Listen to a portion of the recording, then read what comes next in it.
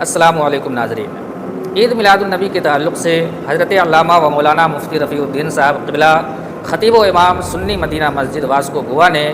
کچھ آداب اور کچھ احتیاطی تدبیریں بتائی ہیں جو آپ کے سامنے پیش کر رہا ہوں تاکہ آپ اس پر عمل کر کے جلوس محمدی کو کامیاب بنا سکیں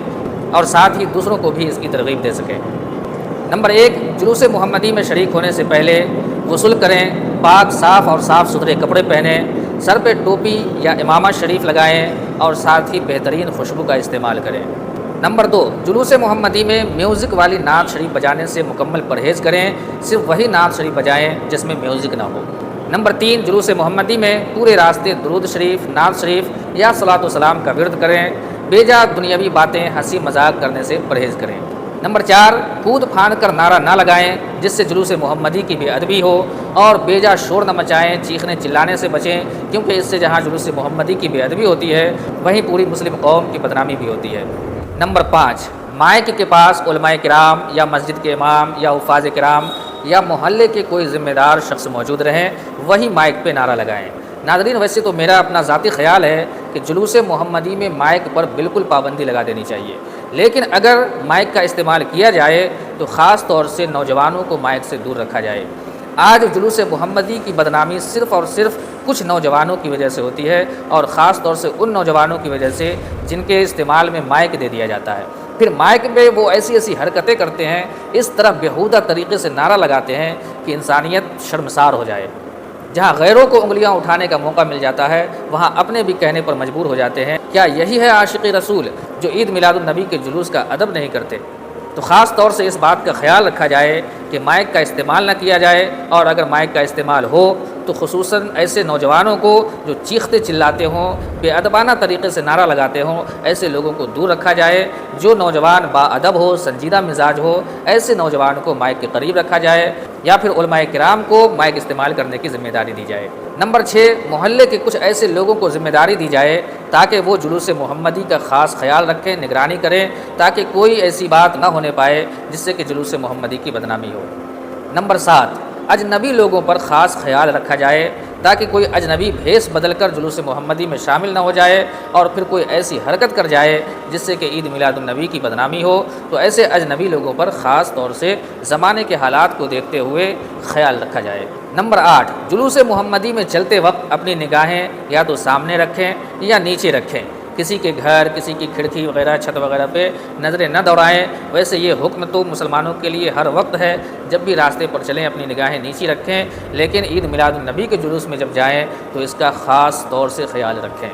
نمبر 9، جلوس محمدی اگر کسی ہاسپٹل کے پاس سے گزرے یا غیر مسلموں کے عبادت گاہوں کی طرف سے گزرے تو وہاں پر کوشش کریں مائک کو بالکل بند کر دینے کی یا پھر ساؤنڈ کو بالکل کم کر دینے کی۔ نمبر 10، جلوس میں استعمال ہونے والے جھنڈے جس میں مقدس مقامات کی تصویریں بنی ہوتی ہے تو ایسے جھنڈوں کا خاص خیال رکھیں کہ اس کی بے حرمتی نہ ہو۔ ویسے میرا یہ خیال ہے کہ ایسے جھنڈے استعمال ہی نہ کی جائے جس پہ مقدس مقامات کی تصویریں بنی ہو، بلکہ سادہ اور سمپل جھنڈے استعمال کیے جائیں، لیکن پھر بھی ایسے جھنڈے اگر استعمال کر رہے ہیں تو اس بات کا خاص خیال رکھیں کہ اس کی بے حرمتی نہ ہونے پائے۔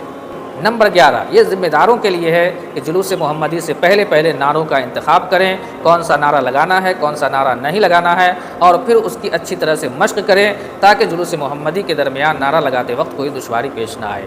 اور ایسے نعروں کا انتخاب کریں، مثلا نعرہ تکبیر، نعرہ رسالت، سرکار کی آمد، دلدار کی آمد وغیرہ۔ کوئی ایسا نعرہ ہرگز نہ لگائیں جس سے لوگوں میں ایک غلط پیغام پہنچے۔ ہمارے ایک مخلص عمران بھائی نے بتایا کہ آج جلوس محمدی میں ایک نعرہ لگایا جاتا ہے، غوث کا دامن نہیں چھوڑیں گے۔ ایک نوجوان مائک پر کہتا ہے غوث کا دامن، اس کے بعد 10-15 نوجوان بلند آواز سے لگاتار کہتے چلے جاتے ہیں نہیں چھوڑیں گے، نہیں چھوڑیں گے، نہیں چھوڑیں گے۔